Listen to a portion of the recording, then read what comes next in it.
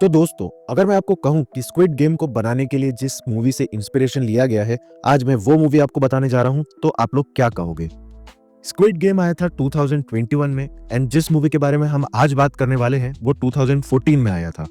Also squid game जैसे इस movie में भी बहुत सारे गेम्स खेले जाते हैं एंड जो उस गेम में हार जाता है उनकी मौत हो जाती है। इसलिए मैंने आपको पहले ही बता दिया कि इसी मूवी से इंस्पिरेशन लिया है स्क्विड गेम के डायरेक्टर्स ने। तो आज हम जिस मूवी के बारे में बात करने जा रहे हैं ये एक जापानीज हॉरर फिल्म है एंड इसका नाम एज द गॉड्स विल है। स्क्विड गेम के जैसे इस फिल्म का कंसेप्ट भी एकदम क्लियर है। हाई स्कूल के बच्चों को डेडली चिल्ड्रन गेम्स खेलने पड़ते हैं एंड जो जीत गया वो जिंदा रहेगा एंड जो हार गया उसकी डायरेक्ट मौत। ये मूवी एक्सप्लेन करने से पहले मैं आपको क्लियर वार्निंग दे देता हूँ, इस मूवी में बहुत ज्यादा ब्लड सीन्स होने वाले हैं एंड बहुत वायलेंस होने वाला है। तो अगर आपका दिल कमजोर है तो मत देखना, ये वीडियो स्किप कर देना। तो चलो शुरू करते हैं। फिल्म की शुरुआत होती है एक लड़के से जिसका नाम शुन होता है। शुन बहुत ज्यादा बोर्ड हो जाता है अपनी नॉर्मल लाइफ से एंड वो कुछ थ्रिल चाहता है उसमें। एक दिन शुन अपने क्लासरूम में बैठा था एंड टीचर उन्हें पढ़ा रहा था। शुन मन ही मन कहता है कि गॉड, मेरी लाइफ कितनी बोरिंग है, मैं प्रे करता हूँ कि कुछ एक्साइटिंग चीजें हो मेरी लाइफ में। तभी अचानक जो टीचर सबको पढ़ा रही होती है उसका हेड एक्सप्लोड हो जाता है। एक्सप्लोजन से सारा खून इधर उधर गिर जाता है एंड सारे स्टूडेंट डर जाते हैं। एक्सप्लोजन में खून के साथ साथ एक रेड कलर का जायंट डरूमा डॉल भी आता है। डरूमा डॉल एक जापानीज राउंड डॉल होती है जिसके हाथ और पैर नहीं होते हैं। वो डॉल पूरे क्लासरूम में अनाउंस करती है कि हम एक गेम खेलने वाले हैं, red light green light. Guys, इस गेम के नाम से आप लोग को कुछ कुछ याद आ रहा होगा कि स्क्विड गेम में भी सबसे पहले गेम का नाम रेड लाइट ग्रीन लाइट ही होता है एंड इसीलिए मैंने आपको बताया कि यही फिल्म है जो इंस्पिरेशन बनी स्क्विड गेम का।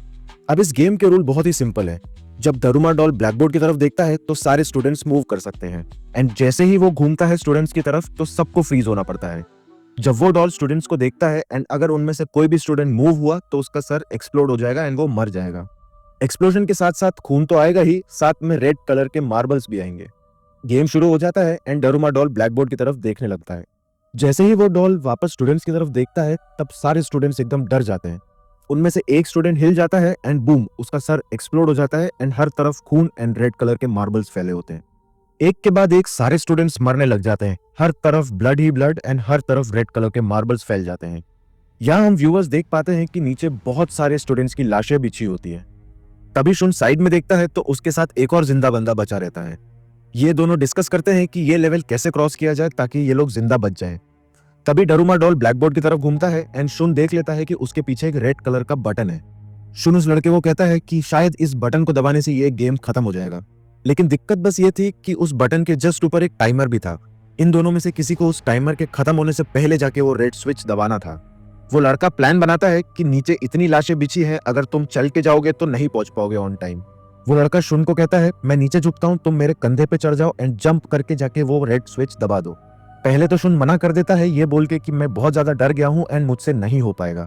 वो लड़का शुन को कॉन्फिडेंस देता है एंड कहता है अगर तुमने ये नहीं किया तो फिर हम दोनों मर जाएंगे। ये सुन के शुन कहता है चलो ठीक है, ये प्लान को हम एग्जीक्यूट करते हैं। एंड जैसे ही वो डॉल ब्लैक बोर्ड की तरफ घूमती है वो लड़का हल्का सा झुकता है एंड शुन उसके कंधे पे पैर रख के जंप करके वो रेड स्विच दबा देता है। अब इन दोनों को लगता है कि ये दोनों सर्वाइव कर गए हैं क्योंकि इन्होंने वो टाइमर बंद कर दिया था।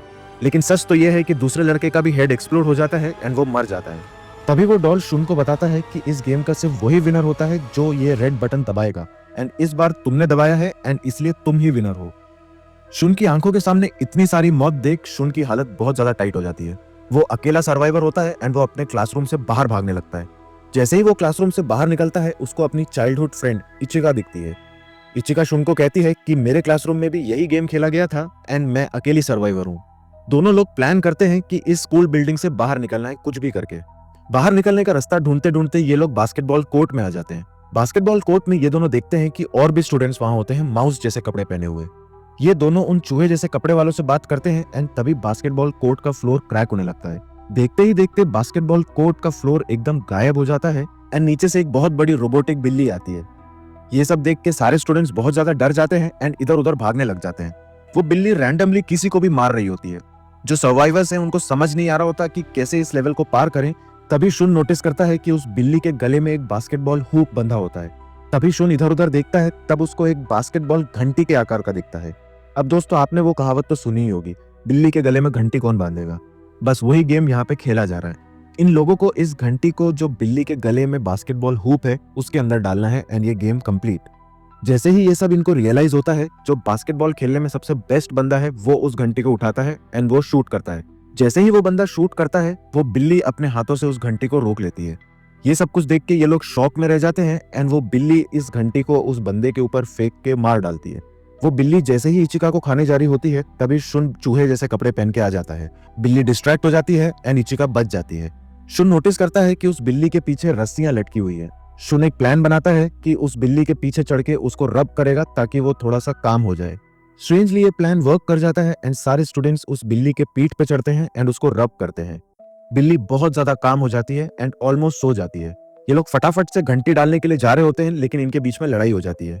लड़ाई इस बात पे हो जाती है कि पिछले गेम में जिसने रेड बटन दबाया था सिर्फ वो जीता था एंड बाकी सब मर गए थे। एंड ये लोग डर रहे थे कि जो घंटी पहनाएगा उसके अलावा बाकी सब मर जाएंगे, इसलिए इनके बीच में लड़ाई हो जाती है एंड वो सब कहते हैं कि मैं घंटी पहनाऊंगा। इसी लड़ाई के बीच में शांति से सो रही बिल्ली की नींद खुल जाती है एंड वो फिर से सबको मारना शुरू कर देती है। इचिका एंड शुन प्लान करते हैं एंड वो उस घंटी को एक कपड़े से ढक देते हैं। एक तरफ से शुन उस घंटी को फेंकता है एंड एक तरफ से इचिका। दोनों बॉल्स कपड़े में लिपटे हुए होते हैं, इसलिए बिल्ली को समझ नहीं आ रहा होता कौन सी असली घंटी है। जैसे ही वो लोग फेंकते हैं, अनफॉर्चुनेटली शुन का निशाना चूक जाता है एंड वो रिम पे टकरा के वापस घंटी बाहर आ जाती है। तभी वहां एक टकेरो नाम का लड़का रहता है, वो उस घंटी को बास्केटबॉल की तरह स्लैम डंक कर देता है। जैसे ही वो घंटी उस हुप के पार निकलती है, गेम खत्म। सारे स्टूडेंट्स को लगता है कि वो लोग बच गए हैं एंड वो लोग एंजॉय करने लग जाते हैं।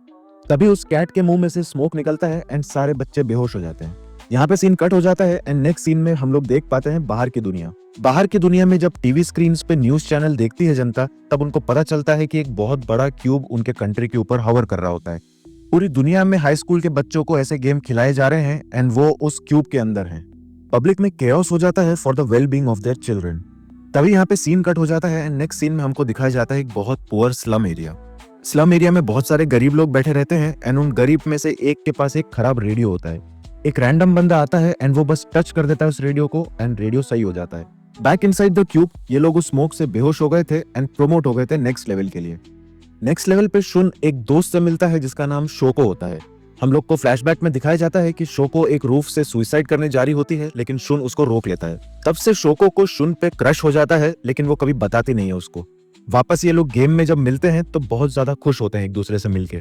हम व्यूअर्स यहाँ पे देख पाते हैं कि शोको के गले में एक कप का हैंडल टंगा हुआ होता है।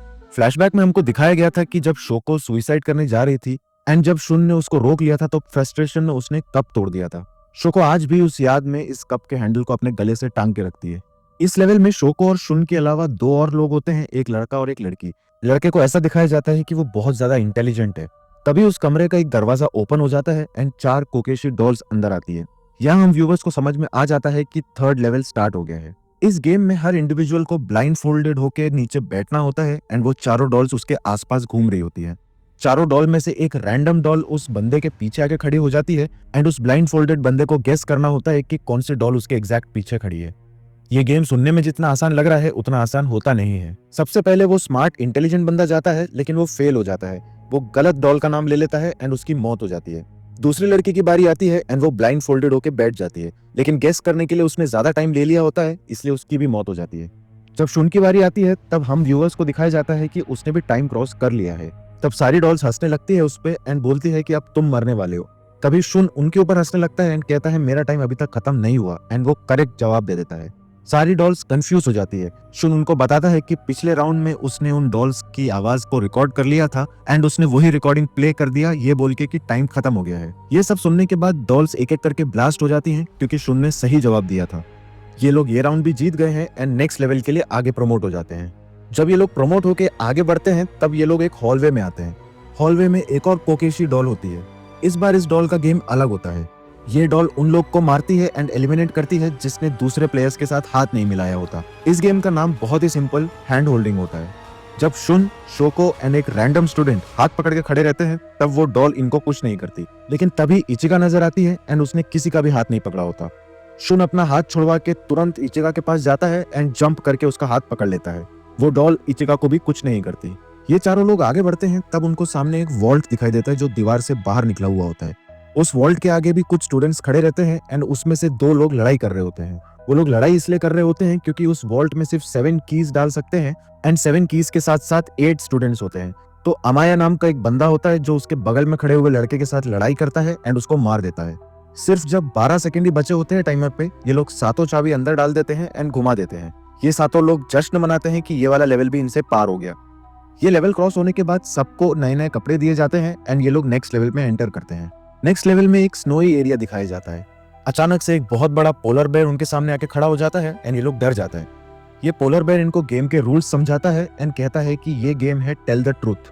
पोलर बेयर कुछ सवाल पूछेगा एंड इन लोगों को उनका सही सही जवाब देना है, और अगर जवाब झूठ निकला तो पोलर बेयर उसको खा जाएगा। तो पोलर बेयर सबसे पहला सवाल पूछता है कि क्या तुमने कभी चोरी की है। सब लोगों ने सच सच जवाब दिया। अब पोलर बेयर इंसिस्ट करता है कि तुम लोग में से किसी एक ने झूठ बोला है, तुम लोग पता करो और मुझे बताओ किसने झूठ बोला है। इन सात में से एक यूकियो नाम का बंदा रहता है एंड सब लोग उसका नाम लेते हैं कि इसने झूठ बोला होगा।